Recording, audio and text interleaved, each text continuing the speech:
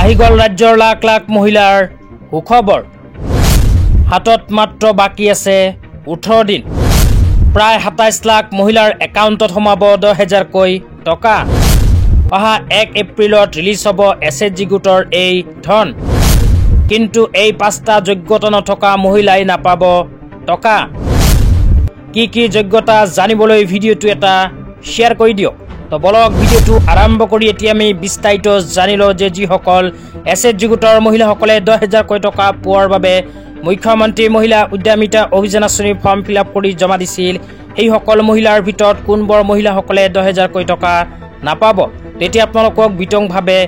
জনাই দিছো তো আপোনালোকে মোবাইল স্ক্ৰীনত চাব পাৰিছে অসম চৰকাৰে মুখ্যমন্ত্ৰী মহিলা উদ্যমিতা অভিযান আঁচনি যেতিয়া আবেদন কৰিব দিছিল তেতিয়া এনেকৈ এখন আপডেট প্ৰদান কৰিছিল ইয়াতে কেইখনমান যোগ্যতাৰ কথা চৰকাৰে উল্লেখ কৰিছিল এইবোৰ যোগ্যতা যিসকল মহিলাৰ নাই সেইবোৰ মহিলাই 10,000 কৈ টকা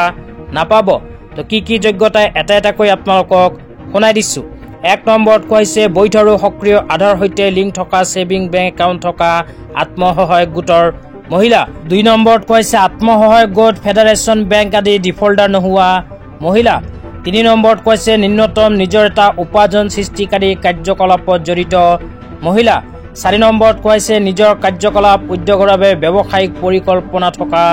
মহিলা 5 নম্বৰত কৈছে 3টাতকৈ অধিক সন্তান থকা সাধাৰণ ওবিসি এমওবিসি আত্মসহায়ক গোটৰ সদস্য আৰু 4টাতকৈ অধিক সন্তান থকা অনুসূচিত জাতি অনুসূচিত জনজাতি মৰাণ মটক চাহ বাগিচা সম্প্ৰদায়ৰ সদস্যসকল যোগ্য বিবেচিত নহব 2টা সন্তান থকা সদস্যসকলে সন্তানৰ সংখ্যা সীমাবদ্ধতা সম্পৰ্কে স্পষ্টীকৰণ দিব লাগিব তাৰ পিছত 6 নম্বৰত কৈছে স্কুললৈ যোৱা বয়সৰ কন্যা সন্তান থকা সদস্যসকলে নিজৰ কন্যা সন্তানজনীক স্কুলত ভৰ্তি কৰি দিব লাগিব এইবোৰ যোগ্যতা যিসকল আত্মসহায়ক গোটৰ মহিলাৰ নাই সেইবোৰ মহিলাসকলে যদি ফৰ্ম ফিলআপ কৰি জমা দিছে তেন্তে 10,000 কৈ টকা নাপাব আজি ইমানেই ভিডিঅ'টো চাই কেনে পালে নিশ্চয় কমেন্ট বক্সত কমেন্ট কৰি জনাই দিব আৰু ভিডিঅ'টো শেয়াৰ